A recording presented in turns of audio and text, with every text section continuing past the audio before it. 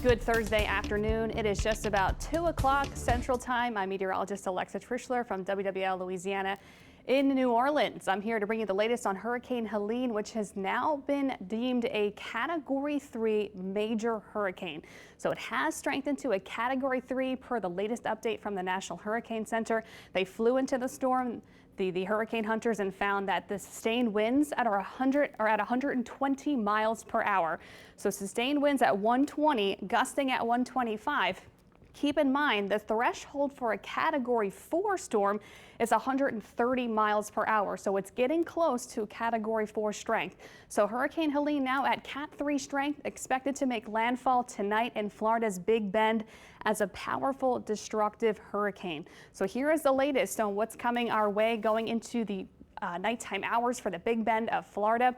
Still thinking it's going to be making landfall as a powerful Cat 3, maybe on the cusp of a Cat 4 by this evening. Again, that landfall happening in the Big Bend of Florida, just south of Tallahassee. Tallahassee right in the bullseye of this track as it stands right now. And it will be moving northward very quickly. So those very powerful winds and heavy rain will spread inland across Georgia into the overnight through early tomorrow, even towards Atlanta, Georgia, dealing with tropical storm force conditions through early tomorrow. And then eventually Helene will dissipate in the Tennessee Valley early this weekend. Again, no impacts for the New Orleans area. So southeast Louisiana, South Mississippi, we're in the clear. This is not our storm, but Florida and much of the southeast will be dealing with the impacts throughout the rest of today into tomorrow. And Florida is already starting to deal with the outer bands, tropical storm force winds, and some surge already happening for the west coast of Florida as powerful Helene sits in the eastern Gulf of Mexico. This is a look at it on our tropical satellite, that visible imagery.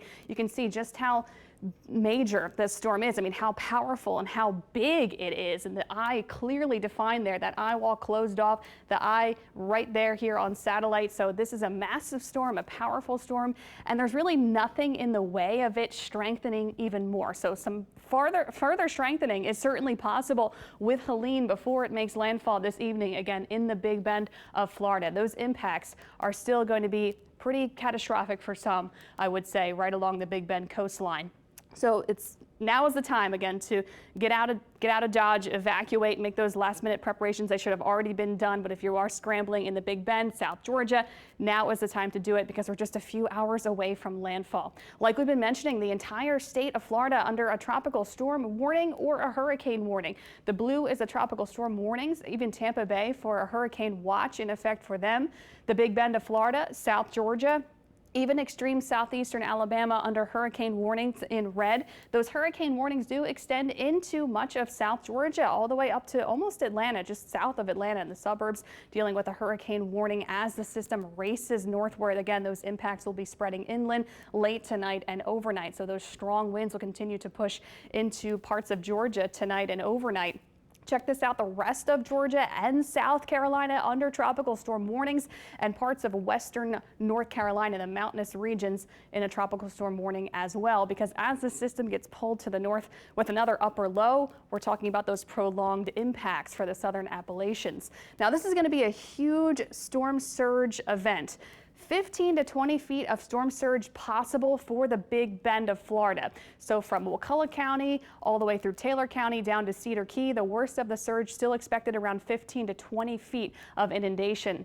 Tampa Bay still looking at 5 to 8 feet of surge, and then farther to the south, Fort Myers and southward, 3 to 5 feet of surge. And like I mentioned, there's already reports and videos coming in of water already on many roadways across the west coast of Florida as Helene makes its way northward.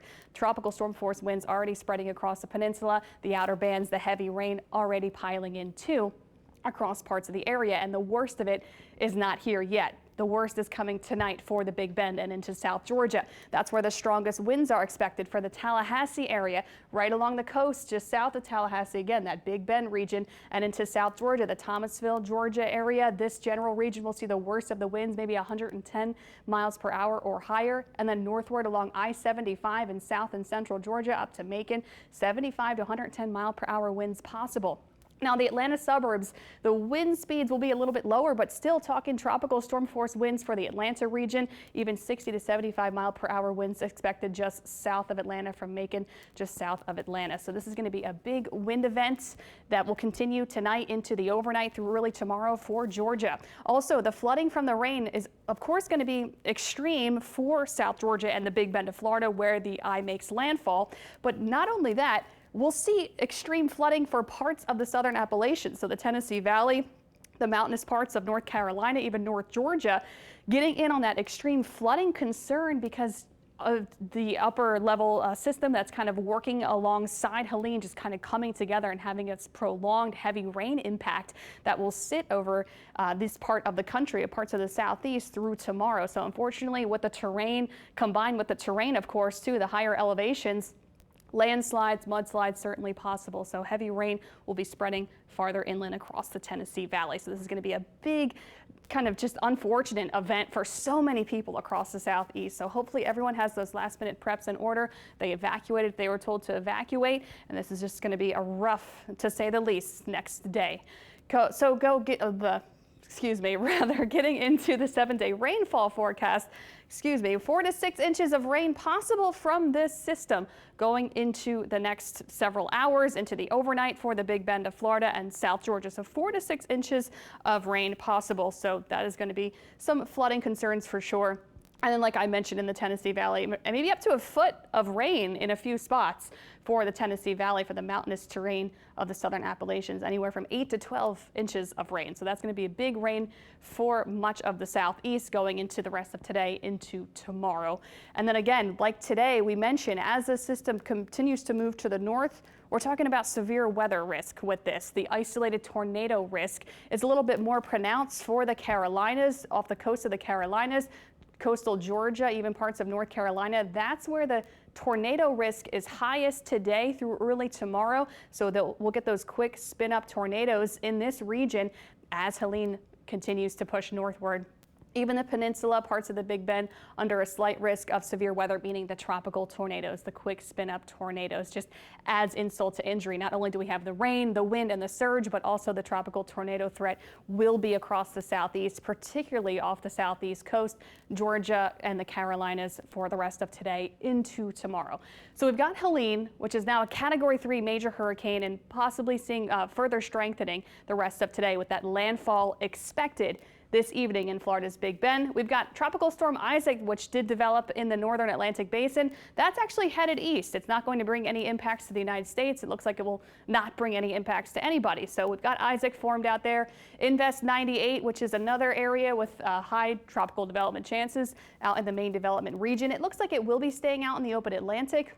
Also, just being highlighted by the National Hurricane Center from their latest update, we've got a low chance of tropical development in the Western Caribbean, so something that will take a while to come together. We'll be watching what happens next in the Southern Caribbean, but really all eyes are on major Hurricane Helene, which is now sitting at 120 mile per hour sustained wind strength. So for the New Orleans area, like I mentioned, no impacts for us in southeastern Louisiana and South Mississippi. Here's the upper pattern that will help pull Helene into it and get absorbed by it, which was known as the Fujiwara effect. I'm sure a lot of people paying attention online have seen that. It's when two systems kind of orbit each other, and the bigger one usually absorbs and consumes the smaller one in this case. So we've got that upper low that's going to prolong again that rain problem for the Tennessee Valley and parts of the Appalachians through tomorrow. Not only do we have Helene, but we've got this upper low that prolongs that into this Appalachians through tomorrow into early Saturday. And then that pushes off to the east. And throughout the next couple days in the New Orleans area, we really have no worries when it comes to the weather. We're on the backside of Helene. We've got a lot of dry air coming into our region. It is a little bit windy today. That's the only, I guess, indirect impact for the southeast Louisiana, South Mississippi area. It is going to be windy today. And you can see here on our water vapor imagery, kind of perfectly illustrated that upper low in the mid-Mississippi Valley, and then Helene here, that powerful Cat 3 storm getting closer to landfall again this evening. But again, New Orleans not going to have to worry about any impacts from this. We'll stay breezy today. Here are our current winds sustained around 15 to 20 miles per hour, gusting up to 30 miles per hour at the airport, at the lakefront. So this is what we have today. Slidell seeing gusty winds up to 30 miles per hour. So we'll be windy the rest of the day. We'll have lots of sunshine and those gusts maybe up to 30 miles per hour, maybe 35 in a few spots, but that's about the extent of it. Getting into today and tomorrow also, since we're on the backside of Helene, we've got that drier air, those lower dew points working in, so it's not going to be as humid today and especially tomorrow. You'll really notice tomorrow is going to feel much more refreshing, a little bit of a fall feel tomorrow, and we stay pretty comfortable all throughout the weekend, so no worries for us across the area. Temperatures tomorrow morning certainly feeling much better. 60s for our morning lows on our Friday, so tomorrow is going to be a really beautiful day from start to finish. Here's our 7-day forecast for the New Orleans area, for southeast Louisiana and South Mississippi. No rain to worry about going into the rest of the week and the weekend. Lots of sunshine. Temperatures in the mid 80s today, tomorrow. Then we'll get a little warmer this weekend into next week, back in the upper 80s, but expect lower humidity to last for the next couple of days. So thanks for tuning in. Of course, we'll be back for the WWL Louisiana News at 5.